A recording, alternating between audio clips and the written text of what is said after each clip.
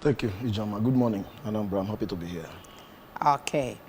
Yeah, let's see how far we can go because we have so many papers here to look at. But first of all, let's see the stories coming from our website this morning. The first one says, Anambra Women Affairs Ministry plans to partner groups in fight against child trafficking and rights abuses. And then work advances on Amansi Awa Ndu Kwenu Ufuma Red project. NEPC holds sensitization workshop on palm oil production in Oka. These and many more are the stories you'll find from our website this morning, www.absradiotv.com. Okay, gentlemen. Recently, we noticed that the Ministry of Women Affairs seems to be the busiest ministry in the state because of so many social and family problems that are handling. But now, how do we go about this child trafficking and rights abuses to ensure that it stops? It's not just enough talking about it or handling it. How do we stop it? How do we prevent it from going on? Chudieleke. There's no better way to stop child trafficking and offenses that are related to children in Anambra than what the commissioner is already doing. You just mentioned it yourself, that ministry today seems to be one of the busiest. And of course, the commissioner herself is also gaining a lot of accolades for herself. I remember a number of persons have extended awards to her for some of the things she has been doing. That commissioner, I think, is capable. That's Ife Obinabo. She's capable. I've met with her a few times. I've discussed some of these things with her. She has also shared some strategy with me.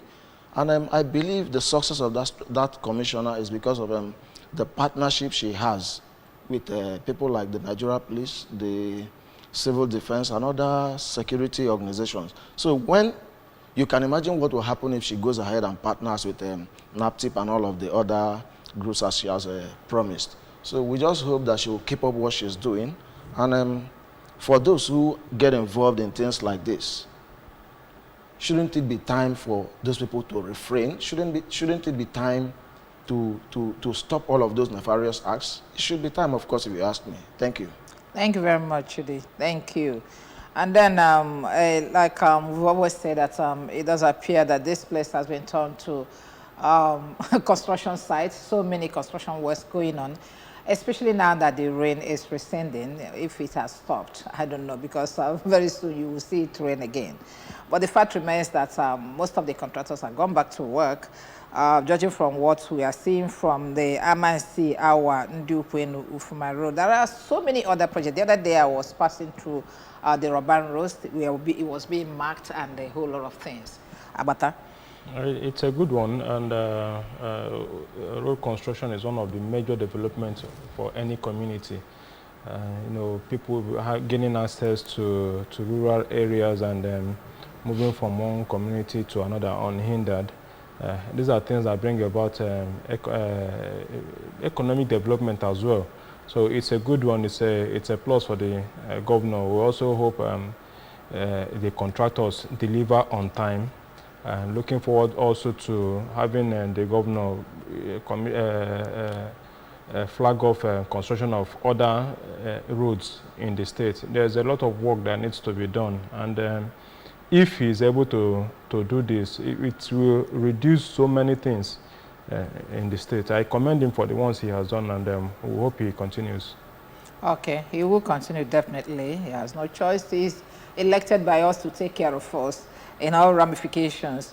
Okay, and before now, Dave, growing up as a child, they say that East Central, or what do you call it, Central State of Nigeria, is known for palm oil production.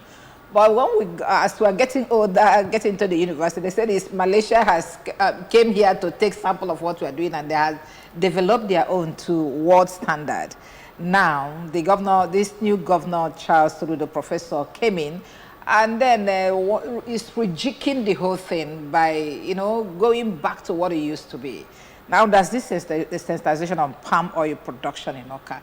How far do you think you can go with this? And do you think actually that we'll get back to what it used to be?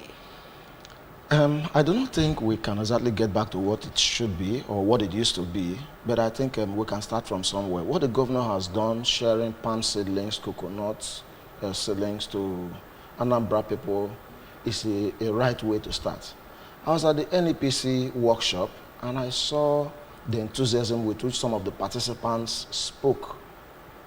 And I believe most of the things that happened in the past were because people didn't exactly have information. I saw very young people in that workshop yesterday, and they were enthusiastic about what they learned. A particular doctor, Dr. K. Jikeme, was a resource person, and he did a whole lot of job about delivering. First was that we got to know, look, what we tell ourselves about Nigeria being a mono economy and an oil-driven economy, I think we should be shifting from that liquid gold to maybe this red gold. This should be the red gold that we should be talking about. And then with palm oil and the distribution of this palm seedling, I think in another 3 years, people should start harvesting. Who knows, now that we are talking about palm oil-powered vehicles and even using palm oil as aviation fuel, who knows? It may just become the next fuel or the next big thing to happen. And with that, we can effectively diversify from the oil that has kept us all these years to a newer oil that will even boost the economy far better. Yeah. Thank God. But what I'm wondering, growing up, I noticed that we have palm plantations, you know, in so many areas, educate, and then people go to harvest these things and produce oil and a whole lot of things that comes out of it. But this day, virtually everybody is buying oil from the market. What happened to those palm trees? The palm trees are still there, because the process is becoming heinous for some persons. Things have changed. At least getting something that will sustain the family. A whole lot of things have changed. Nobody has that time again. Processing palm nut is not easy. It is not easy. So you need somebody who will take his or her time, understand, to go through the process. And most of the mothers now fix nails, so they don't have time to go soiling their hands because they want to produce. They rather go to the market and buy off the seller. So it's part of the problems. For me, I do not think it is about the process being too long. And of course, the process should even be shorter with the advent of the technology that we have. Yes, you now carry something, go to the machine, everybody wants, they sieve and do everything for you. Yeah, everybody wants a job where they can sit maybe in banks or sit in some blue chip company, not your tie, go to work at 7 and come back at 6, those kind of things. But I think the people, do you know that we have palm wine tappers in this Oka who drive better cars than all these people who not ties around? Really? Yes, palm wine tappers. I've seen one myself. How much do you think you can buy a keg of palm wine now? They're expensive. And that's because you can't exactly get those original palm wine. But for the people who go 3 to 3, it's still tedious. It is still the same old process. But these people have taken it as a livelihood, and they go from one palm tree to the other, and they tap as little as one small or half a bottle from each palm wine and go around all the palm wine, and before long you get a huge quantity. And of course you expect them to sell it as cheap as some of those things with just sugary drink we buy in places. No, if you are buying Coke, a bottle of Coke for 250 naira, you should be ready to buy a bottle of palm wine in the same Coke bottle for 1,000 naira. That's what it sells in places where people sell good palm wine around. Oh, really? Okay, thank you. Thank you very much, gentlemen. Let's now get to the front pages of the paper and then see what's trending too. Our first paper this morning is the Daily Sun.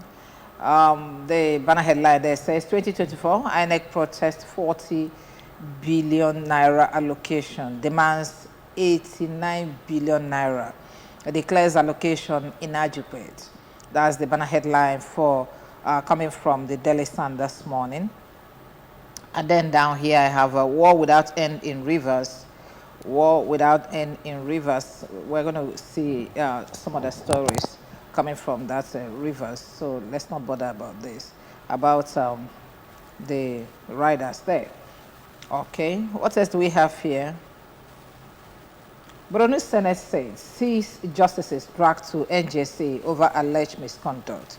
Wow, that's good news. Let's see if we are going to sanitize the judiciary this time around. Okay, our next paper is the Daily Independent. Daily Independent newspaper.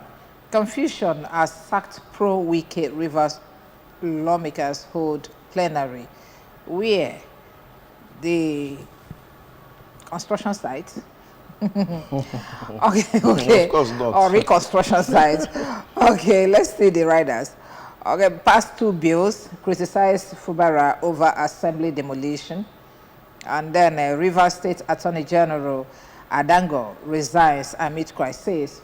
Fubara signs 800 billion naira 2024 budget, promises critical projects, and then Tinubu's peace deal has collapsed. This is coming from Rivers APC chairman.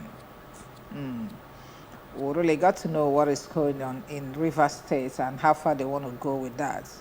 Lack of comprehensive data affecting Nigeria's growth, and this is coming from Tinubu with a writer there. It says, having Akpabio, Abbas as partners will enable him succeed. Okay. Edoguba, I will support whoever PDP supports. This is coming from Obaseki. Denies having issues with his deputy. Perform or be sacked.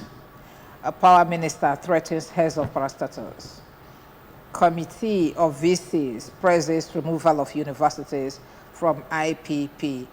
Yes. And down here, CBN projects decline in oil revenue inflation rate in 2024. Is there any positive thing that will come this 2024? Is it only prophecy of doom, doom, doom? Okay. Nigerian Tribune is our next paper, please. We expect less revenue from oil exports in 2024. CBN governor said that. We expect less revenue from oil exports in 2024. So what do you plan to do? Blames illegal bunkering, devastating by OIC. The same blame game everywhere you go. Says inflation, exchange rate to decline. Okay, we are waiting. Supreme Court decides Nnamdi Kanu's fate today. And asked to probe for 496 million payment to Indian firm on a Tape iron ore concession. Okay, that's all we're going to take from Tribune. Guardian newspaper before we start talking. Guardian newspaper is our next paper. Fubara science budget. 5 commissioners resign. Pro-Wike lawmakers pass bill. Which bill? And where? Okay.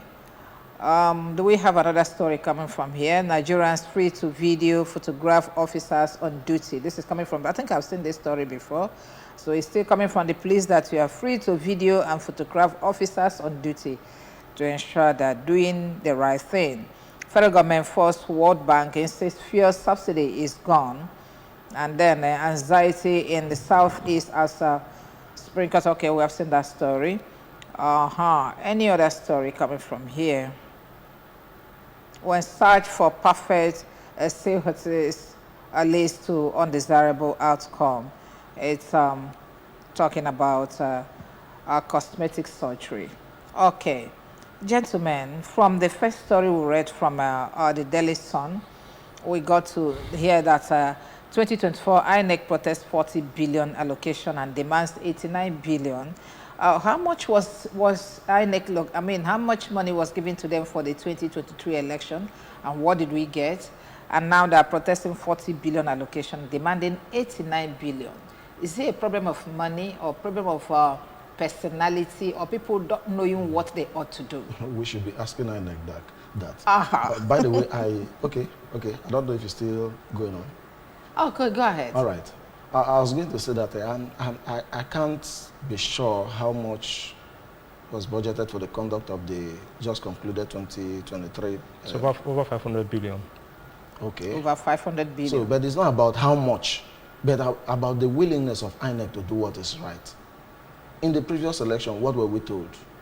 A lot of stories didn't add up in the previous election about what they did and what they told us they were going to do. So, for INEC, it may be just about how much money you are bringing, how much money federal government is bringing, what is the allocation, and all of those. But how well do you use some of these monies? Do you even account to the people about how it was spent? What did you use this and this for? What were some of the equipments you promised that you were going to use in the conduct of the election? How many of them were procured? How did you even use them? We should be asking INEC questions too. Why they demand more money from the federal government through the taxpayers fund? We should also be asking them what they did with the monies that they were given to in the previous election, because that's what will determine if they are worth more, or they will just collect and later you tell us you just tell us stories that don't add up. Okay. And Ejike, do you think they need more money than is being budgeted today? Those who appointed them knows if they need more money. We are asking if how far they went with the ones they were given. No, those who won elections are not asking such questions. Only the oppositions are the ones saying INEC failed to do this and INEC failed to do that. But those who are at the center, who are in office today, are not complaining. So in their eyes, INEC has done the needful. INEC delivered on what was expected. So, and INEC is demanding more money for the conduct of the forthcoming election.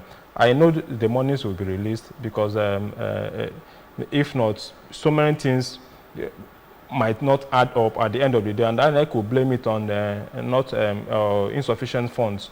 So at the end of it all, it doesn't count. We don't owe anybody any explanation as to how they spent the money, if they actually spent the money the way they initially said they were going to. What they know is that they need more money, and I'm sure they will get it. Oh, definitely.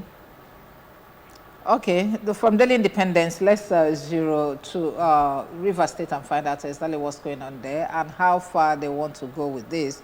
Looking from the first story we got from that Rivers State, that says confusion as sacked pro-Wike Rivers lawmakers hold plenary. I think one of the reasons, if you ask me why that place was pulled down, so that they won't have anywhere to sit and perhaps do whatever they want to do. Now they are sitting somewhere. Like, is it legal? What we should consider first is even the legality of their own sitting. That's the pro-Wike group. Which faction of the Rivers State House of Assembly did the court recognize as the authentic one?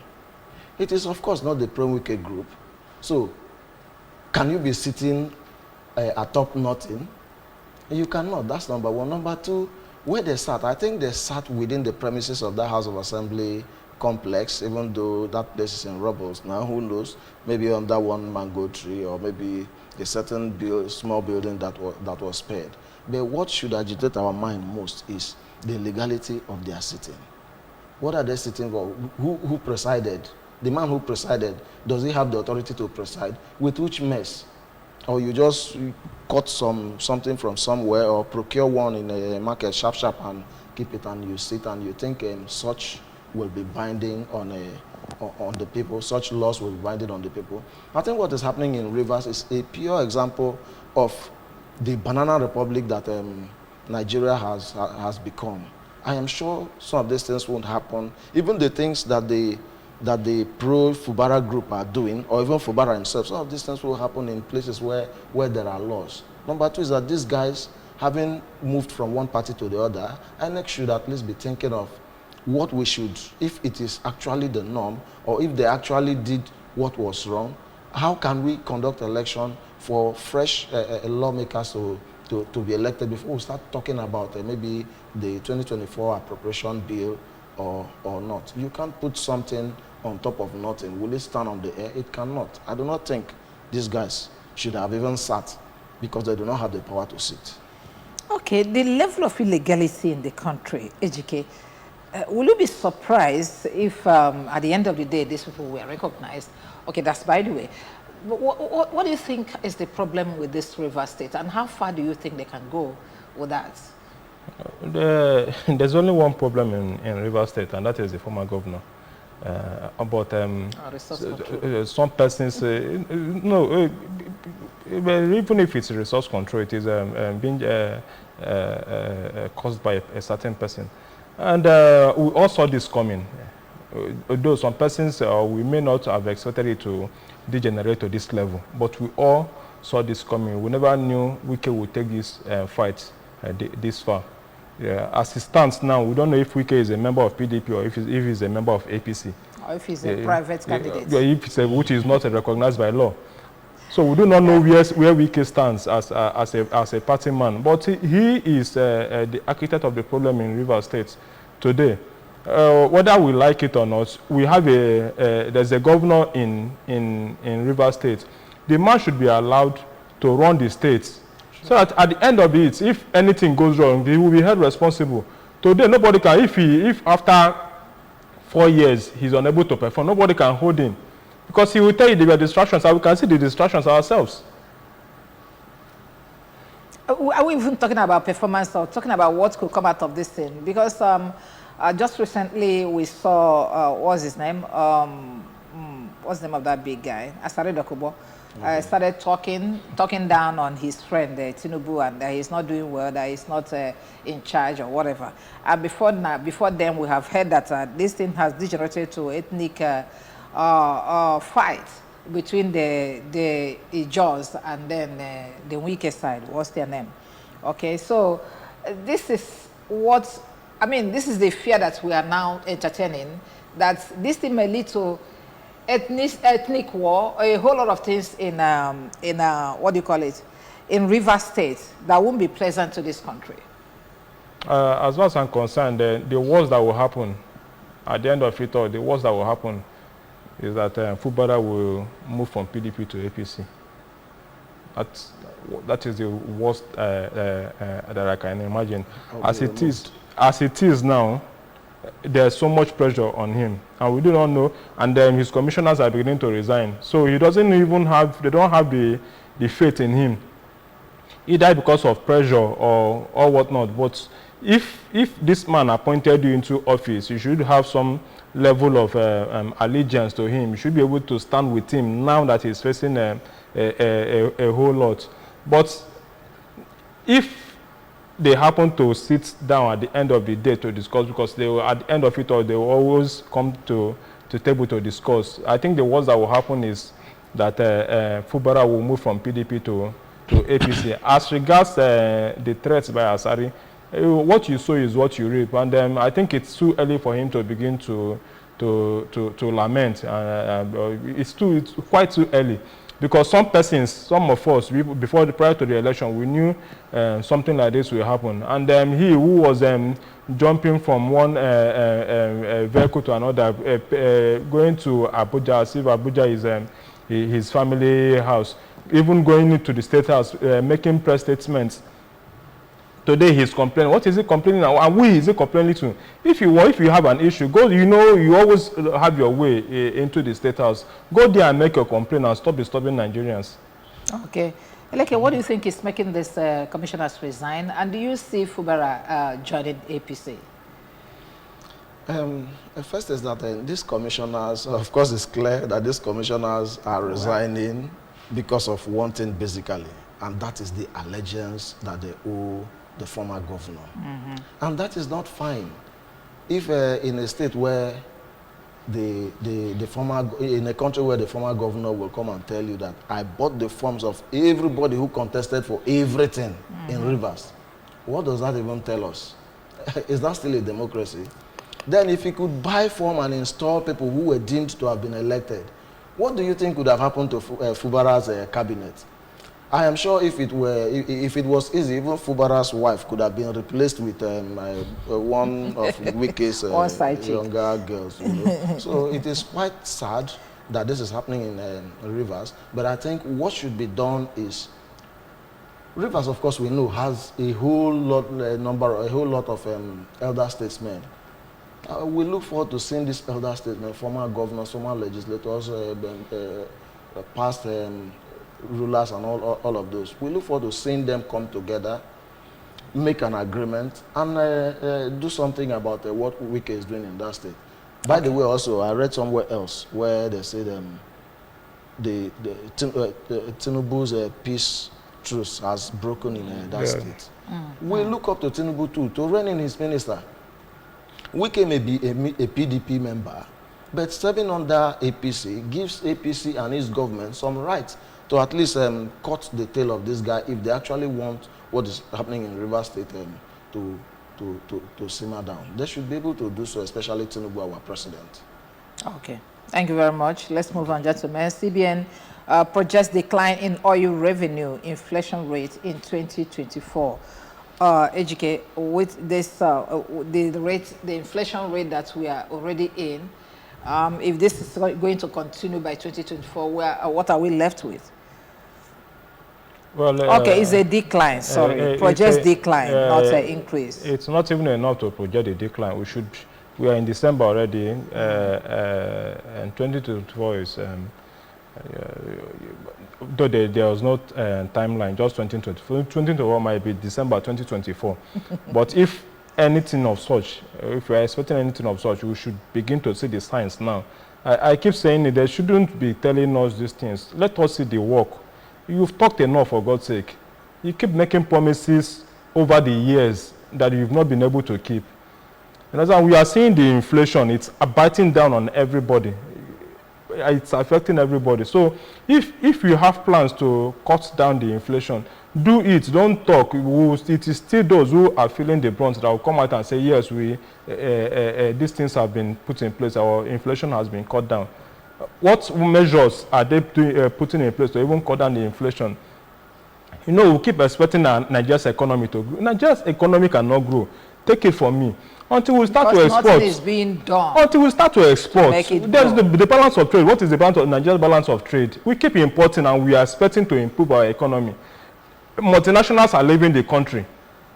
Shoprite Kano is closing down. Jumia Food is going. Sanofi has left. GSK has left, P&G has left, and all what I read last week that 15 multinationals left in 3 years. 15 multinationals left in 3 years. So how do we grow Nigeria's economy when the people who are through which we are even getting the foreign exchange are leaving the shores of our country? And it is for only one reason: unpleasant business environment. And yet we want to improve the economy. Okay, we are talking about improving the economy. We are spending money on frivolities.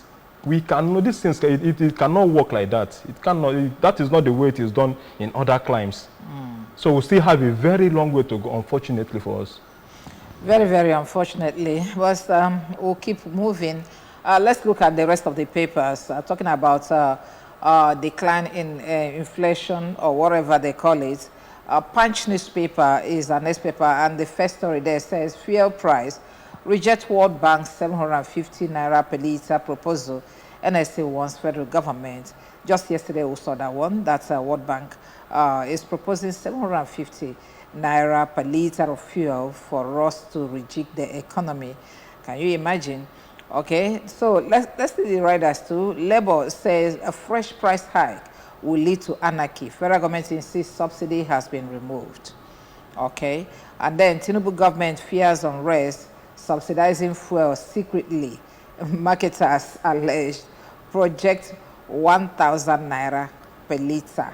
Okay, well, World Bank is saying 750, and then there's 1,000 naira under it. It's okay. And down here, what do we have? Customs generates 70% revenue from Lagos. It says Controller General, where is the money you generate and you still borrow on daily basis? Where is the money that all these agencies are generating? Okay, National Assembly pros 496 million. But we've seen this story. We're coming back to it. Let's look at other papers. This day newspaper, Tinubu having Akpabio Abbas at my side as a NAS leaders, enough to make me succeed. Okay, that's coming from Tinubu. But the banner headline there says federal government vows to award oil assets to only companies with proven capacity in future bid rounds. Okay, the riders are just too many. Says era of delay of license extension, ministerial consent over, assumes product of curbing policies to attract investment, revamp of production. How Tinubu lobbied heads of states over Nigeria's OPEC quota raise. Presidency, $13.5 billion investment expected in energy sector in 12 months. investor on Saturday. HK will hit me now. I don't want to be hearing all this. I want to see it play out. Let me stop reading. Okay, Vanguard newspaper is our next paper. Rivers crisis, assembly factions flex muscles who have seen that story. Any other story coming from Vanguard? Inflation, exchange rate to drop in 2024 coming from CBN. Okay, let's keep our fingers crossed as we see inflation drop in 2024. The Nation's newspaper is our next paper as to run it off. Crisis, 6 commissioners resigned from Fubara's government. We've taken enough of Rivers story. Then Daily Trust. Okay, Keyamo sacks 33 aviation directors appointed by Surika. Naturally. Removal, not surprising, roundtable. And then officials removed while overseas. A minister advised to harmonize departments. Down here, Naira scarcity, POS agents hike charges by 100%. I wonder what is causing that Naira scarcity. You go to the bank, they won't give you money, and then you come to PS, they will cut off your throat. Nigeria, other developing countries spent $443 billion on debt servicing. This is coming from World Bank again. Okay, FIFA approves 30 Nigerian referees for 2014 competition. That's good news. That's good news. Fubara signs 2024 budget into law, and then 24 hours after presentation. Okay, so I wonder which of these instruments, whether they're legal or not, but whichever way, we keep moving. Gentlemen, which story will you want to talk about here? Okay, let me talk about Kayamo's sack of the 33 aviation directors. That is expected, knowing that these were persons that were inherited from the last administration. It's not shocking, but what I think is a little unclear to me is that why they had to do it while these guys traveled abroad, maybe for, it could have been maybe intentional that they were sent abroad for a sort of meeting, training or whatever, and at the end, while they are still there, they may have heard of their sack at this time. But for me, I don't think there's anything wrong about the sack, because this is a new government, and every new government will want people who are loyal to them. Just imagine what would have happened if Fubara, after his swearing in, 2 weeks after his swearing in, had rejigged his entire cabinet, brought in fresh guys that were loyal to him. Will they be resigning the way they are doing today? I'm sure they will not, but those other guys are loyal to someone else. So I think there's nothing wrong with this. Okay. HK, let's look at this punch story. Fuel hike, Reject World Bank 750. We saw that one yesterday, but down there we see that not even 750. There's possibility of us getting fuel at 1,000 naira per liter. Who are the persons telling federal government to reject 750? Labour. The people, the neo-colonists. Labour. The people that is colonizing. Labour said the federal. What has Labour done? Especially this new NLC led by Ajaero, Tony Ajaero. Okay. What have they been able to do? The thing is, once there's an increase, federal government knows Nigerians will only make noise, and at the end of it, the whole thing will die down. Going further, they make another increase because they only rip off the people. They don't have ideas on how to create the wealth themselves. So the easiest option they have is to rip off people, which is through fuel, because everybody, we must make use of fuel. They don't buy it, but we buy. Even if we don't buy, we use commercial vehicles. Some persons can't sleep without electricity, so they need to power their generators. So they will always want to put the whole thing on Nigerians. So whatever Ajaero is saying doesn't hold water for me. World Bank has made a projection. I think World Bank is a reputable organization who can hold their words. They have projected 750 naira. Now marketers who are on ground, for some reasons, for whatever reasons, are saying even if 750 is not feasible, that we should be looking at 1,000 naira. World Bank knows why it says 750, and the marketers who are in the business themselves are saying 1,000 naira. And some of us won't even be surprised if it hits 1,000 naira, because I think that is where the target is. At the end of the day now, some persons who are in government, who are defending this government that is ripping us up, will tell you in Egypt, fuel is sold at 2,000 naira. In Angola, it is sold at 1,500 per liter. What you don't measure things like that. Okay, but if they sell fuel 1,000 naira per liter, will it solve your economic problem? It will not solve the problem. That's what I'm saying now. So they need the money to fund, I must say, their lifestyle. Okay, they need the money to be in government, which is the reason why most persons are, some persons have said that the number of persons who are waiting to get into government are much more than the number of persons in government, because that is where you go to and you make quick money, and nobody bets an eyelid.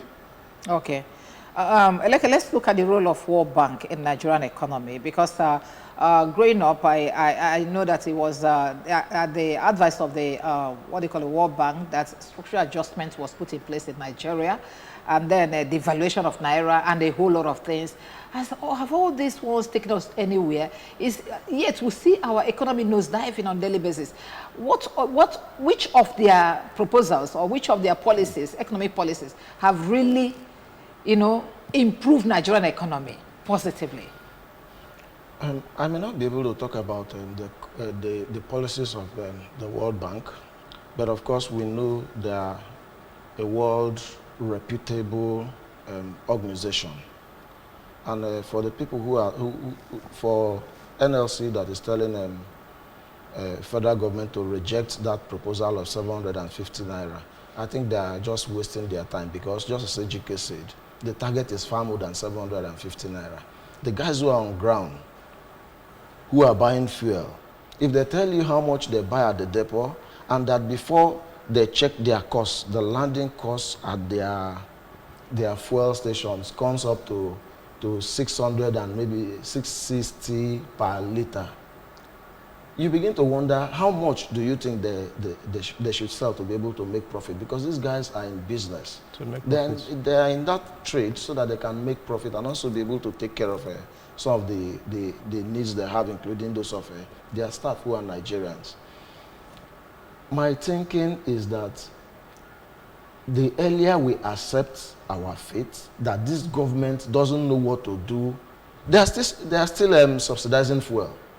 Because if they remove that subsidy in entirety, as Mr. President said during his inaugural broadcast, this fuel will shoot up to 1,500 or even 2,000 naira. They are still subsidizing it secretly. Before they removed the subsidy, the fuel was sold at last price, I think it was a 100 something naira. I can't even remember. Yes, 175 naira. Okay. Okay, it moved to 175. 125. Okay. Official. And then he removed the subsidy, the thing shut up to 500. Yeah. Now he went back and started paying the subsidy secretly. Why won't it come down to the original price?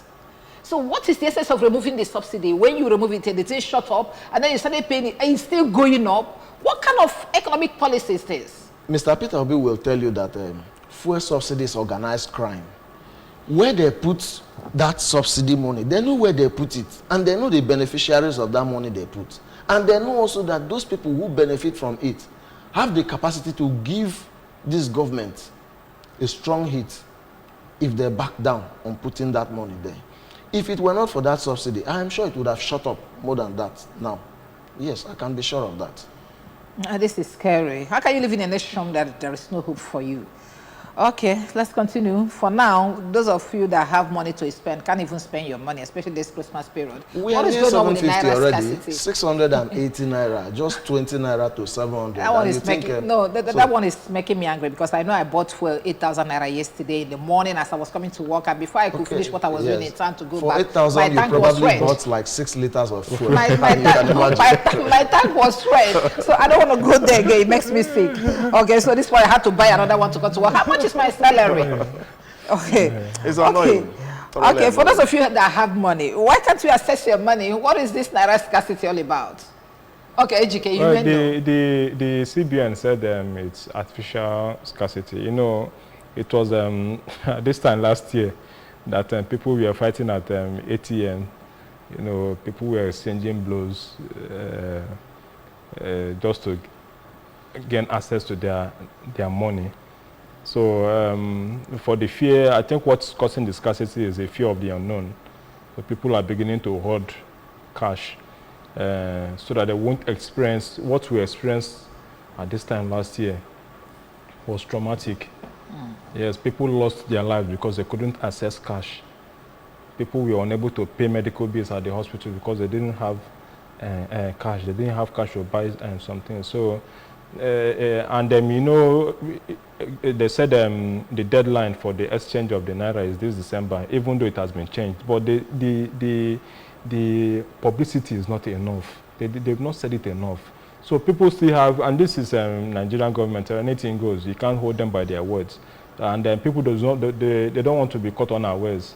So they decide to take the cash they have and store it in their homes instead of being caught in this web of not being able to access your cash. As far as I'm concerned, and I know it's what we are experiencing at the moment is simply artificial scarcity. Nobody wants to go back to what we saw this time last year. Okay. Thank you. We cannot go without looking at what's trending in Abuja now concerning the court case of Nnamdi Kanu, anxiety in Southeast over Kanu as Supreme Court rules today. What do you expect, Elekeda, is going to be the outcome of this ruling? That caption is quite right. Let me start with that. There's tension. Of course, we have been told that today has been declared sit at home. In the Southeast today, anybody or any voice note you hear from anywhere, irrespective of where it comes from, because of fear of the unknown, once you hear there is a sit at home, for the safety of your life and those of your family members, you just have to adhere to that. Then, for Kanu and his court appearance today, I am hoping that he will gain freedom. Reasons for this is several courts have also said that this young man should be freed, and for whatever reason, our past president Buhari kept him in there. I've read of press releases from several Igbo groups who have said we will defy Tinubu if he releases Nnamdi Kanu to us. He should use it to show love to Ndibo and the rest. I quite agree with that, and I think having been able to secure court judgments that freed him in the past, there should be no impediment to this guy's freedom any longer. Have you also heard that? Have you also heard what trended last 2 weeks about one guy saying that Tinubu actually said he wanted to release Nnamdi Kanu, but it was his brothers that say keep him there? Yes, I heard of that, and I do not think it is true.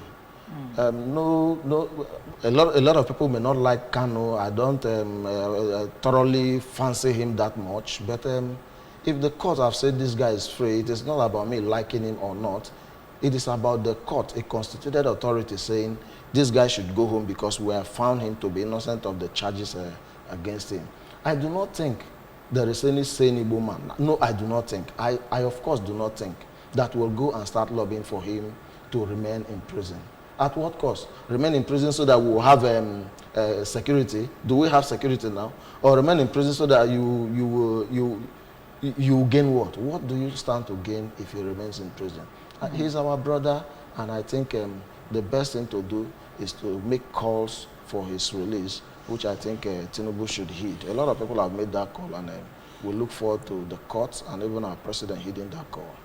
Okay, Abata, is it a case of failure in governance, or how do I even put it, that a competent court of jurisdiction will say this guy has been discharged and acquitted, and he's still being held back?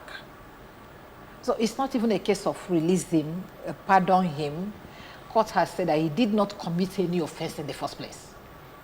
Such is the fate of Nigerians against their leaders. We have leaders who have vehemently refused to obey court orders. El Zakzaky was released, and they refused to let him go. What was the reason? They said they are holding him in his own interest for security reasons. That was the reason they gave for not releasing El Zakzaky. I think the same thing may have been said about Nnamdi Kanu. But courts are independent. That's why the Lady of Justice is blindfolded. It doesn't care if it's the government or the people. Once the court makes a declaration or gives a judgment, those who are parties to that judgment are bound to abide by it. But here, it doesn't happen like that. And it's quite unfortunate. Because if the government, who is supposed to lead by example, is not obeying the courts, then what else? It's mere, it's like allowing anarchy take place in the land. That may probably have come from the IGP or the spokesperson. Yes. But my advice to Nigerians is that some of those videos you see are taken by people who have secret cameras. Then some others use their phones, but they take it secretly. In fact, my phone, I try to ensure that every time my flash is off, because it can give you away when you want to take vital pictures. So my advice to Nigerians is that even though this is coming from the Nigeria Police Force itself, please be circumspect in the way you you go to take videos of these guys on the road. I drive by checkpoints every time, and it's not even a hidden thing that you see a man who's sitting by the road with his rifle and a bottle of beer standing right beside him, or any of those small drinks, those small sachet drinks. So you can't go and risk your life because the IGP or the Nigeria Police Force spokesperson said so. Just be circumspect in the way you take pictures. If you must take pictures, do so discreetly. Don't go and tell the policeman you are videoing that the force said we can video you, else you may not be alive to tell the story. You may cock his gun on your head. In addition to that, did they also give the brief to the policemen that people can video you? Have they told the policemen like that? That is another aspect to it, because you just go on air and you make statements, and the Nigerians applaud you. But those who are affected, have you also told them it is the right of Nigerians to take recordings of you while you're on duty? And also, anybody who is shy of the camera while on duty, it's because the person is not doing the right thing. You are doing the wrong thing, for God's sake. If you are doing the right thing and you allow people to video you, we're in a social media era. And the mere videoing has taken people places, moved them from poverty into limelight. You understand? So if you except you have something to hide, that's why you should be worried. If not, if you are doing your work diligently and people are videoing you, before you know it, even if government does not recognize you, Nigerians will recognize you. We are good at that. You become a celebrity. That's why 1,000 people will donate to your account. Before you know it, you are having millions in your account because the dedication you showed to your work.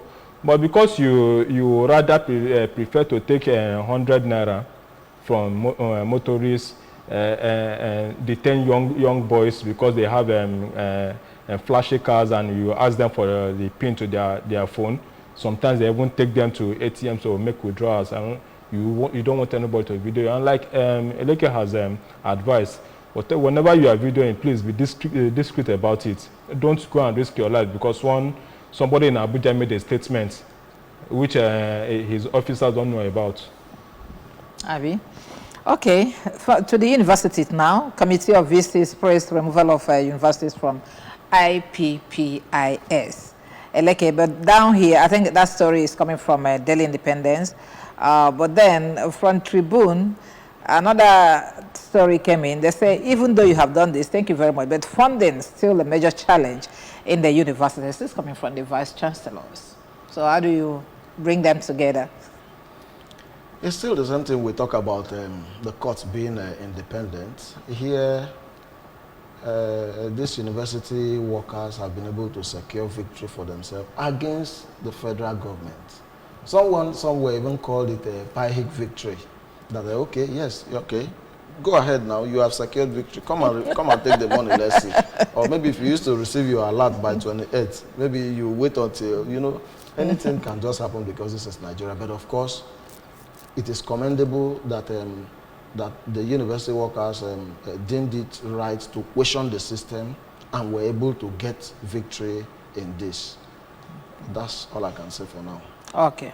Thank you very much. I'd like to thank you, gentlemen. I think we have given this stories very good bites. So I'd like to thank you very much for joining us today. No Tribune. I think we are done with the papers. Okay.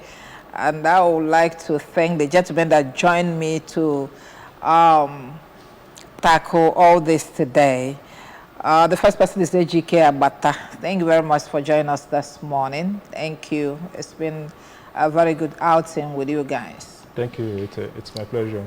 Okay, those that sometimes when I have you in my midst, I'm usually very jittery because these are these are the gurus in the profession. And then Chudi, David Chudi Eleke, thank you very much for coming. Thank you. The pleasure is mine. Okay, Chudi is a veteran journalist. You must know this.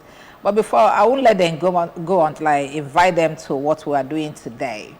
It's a very grand one. It used to be the usual ABS Carol of 9 lessons. But today we are adding a whole lot of things to it. There will be cultural aspect of it. We'll have this orchestra coming, about 70-man orchestra is going to sing. And then there are other, you know, local touches we're going to give to it. That will be Mbem, that will be Oja, that will be a whole lot of things. Okay, that will have packaged for your, so it's not your viewing pleasure because you're just not going to be there live. And where is it happening? It's happening at Oma Event Center. And Oma Event Center is at, okay, almost opposite Ehueme Square. That's on the same road, just from Aroma there. You go in and come and enjoy with us. It's going to be what you have not seen before. We called it ABS Christmas Fiesta 2023 Cultural Carols and Awards. Okay, the Royal Father, okay, date Wednesday, 13th December 2023. We moved it to Friday 15th, that's tomorrow. No, today, Friday 15th at Oma Event Center by Ehueme Square. What time? It's 2 p.m. So you would have gone to work and back if you are working. And if you are of the business world, you would have done morning business and then you join us to end the day with us. His Royal Highness Igwe Pharmacist Alex Uzo Onyudo as the Chuamaga of Ogidi Kingdom. It's going to be the father, or one of the royal fathers of the day. Other royal fathers are His Majesty Igwe Mark Anthony Chinedu Elibe Ukonkwo. Is the Eze Diorama, the third of Alo in Alo Zulukwe. That's his name, okay. And then the other person, royal, and enjoy yourself. Come and sing along with us. Okay, you are coming because your friend is. I'll be there. Okay, I know. So, so you just have to be there, every one of you. This is from my MD, so it's an official invitation out to you to join us today and enjoy. Dress very well. It's Christmas, so dress very well. Be in Christmas color. Ima no weki gesi we dress akoba gini lo so dress ile fe Christmas ge we bia because if na ma bro bele fe yotago dalo no dalo cameraman dalo the MCR dalo Chinyere Reki, the producer this morning, dalo Ifeoma Chukwu ndi niile melo ka anyị lụọ ọfụma this week dalo no team. Good morning Anambra is the team to beat. And it's my pleasure to have anchored this week's program. My name is C. Joma. God will keep us alive, and I'll be here again, maybe when we'll be saying Happy New Year. God bless you. Merry Christmas in advance.